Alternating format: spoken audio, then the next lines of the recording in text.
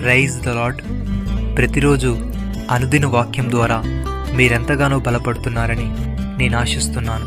అలాగే మీరు కనుక మన యూట్యూబ్ ఛానల్ని క్రొత్తగా వీక్షిస్తున్నట్లయితే మన యూట్యూబ్ ఛానల్ని సబ్స్క్రైబ్ చేయండి, ఇతరులకు షేర్ చేయండి.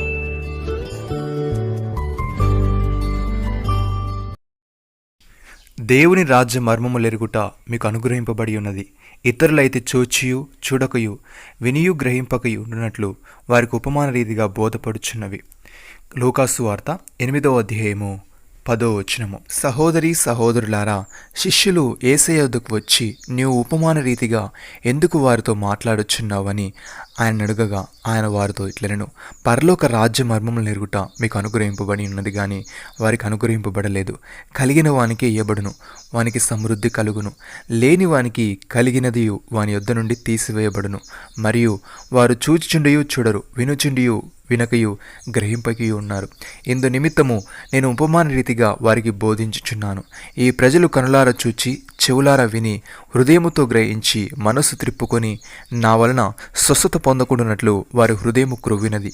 వారి చెవులు వినుటకు మందములైనవి, వారు తమ కనులు మూసుకొని ఉన్నారు. గనుక మీరు వినుట మటుకు విందురు గాని గ్రహింపనే గ్రహింపరు, చూచుట మటుకు చూతురు గాని ఎంత మాత్రమును తెలుసుకొనరు అని యెషయా చెప్పిన ప్రవచనము వీరి విషయమై నెరవేర్చున్నది. అయితే మీ కన్నులు చూచుచున్నవి గనుక అవి ధన్యములైనవి, మీ చెవులు వినుచున్నవి గనుక అవి ధన్యములైనవి. అనేక ప్రవక్తలను నీతిమంతులను మీరు చూచిన వాటిని చూడగోరియు చూడకపోయిరి, మీరు విను వాటిని వినగోరియు వినకపోయిరని మీతో నిశ్చయముగా చెప్పుచున్నాను. భక్తుడి విధంగా అంటున్నాడు, క్రీస్తు మర్మము దేవదర్శనం వలన నాకు తెలియపరచబడదనే సంగతిని గురించి మునుపు సంక్షేపముగా వ్రాసితిని. మీరు దాన్ని చదివిన ఎడల దానిని బట్టి ఆ క్రీస్తు మర్మమును గూర్చి నాకు కలిగిన జ్ఞానమును గ్రహించుకొనగలరు. ఈ మర్మం ఇప్పుడు ఆత్మ మూలముగా దేవుని పరిశుద్ధులకు అపోస్తలుకును ప్రవక్తలకును బయలుపరచబడి ఉన్నట్లుగా పూర్వకాలముల యందు మనుషులకు తెలియపరచబడలేదు.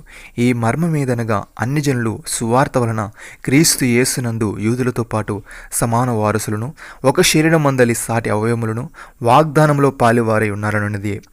దేవుడు కార్యగు తన శక్తిని బట్టి నాకు అనుగ్రహించిన కృపావరము చొప్పున నేను ఆ సువార్తకు పరిచారకుడైతిని.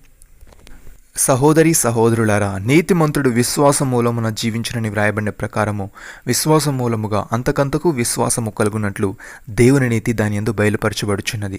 దుర్నీతి చేత సత్యమును అడ్డగించు మనుషుల యొక్క సమస్త భక్తినత మీదను దుర్నీతి మీదను దేవుని కోపము పరలోకము నుండి బయలుపరచబడుచున్నది. ఎందుకనగా దేవుని గూర్చి తెలియశక్యమైనది ఏదో అది వారి మధ్య విషదమైనది, దేవుడు అది వారికి విషదపరచెను. ఆయన అదృశ్య లక్షణములు అనగా ఆయన నిత్యశక్తియు దేవత్వమును జగదుత్పత్తి మొదలుకొని సృష్టింపబడిన వస్తువులను ఆలోచించడం వలన తేటపడుచున్నది. గనుక వారు నిరతులై ఉన్నారు. మరియు వారు దేవుని ఎరిగి ఆయన దేవునిగా మహిమపరచలేదు, కృతజ్ఞతాస్తులు చెల్లింపను లేదు, కానీ తమ వాదనలందు వ్యర్థులైరి. నమ్మిన వారు నాతో కలిసి ప్రార్థనలో ఏకీభవించండి. మమ్మల్ని మికిలిగా ప్రేమిస్తున్న మా ప్రియ పరలోకపు తండ్రి, మీరు మాకు ఇచ్చిన వాగ్దానాన్ని బట్టి మీకు స్తోత్రములు.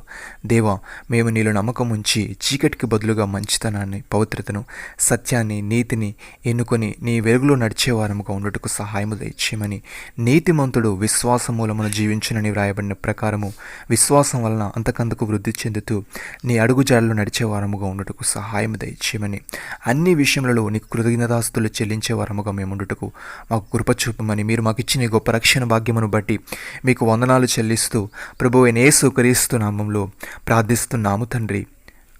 ఆమేన్.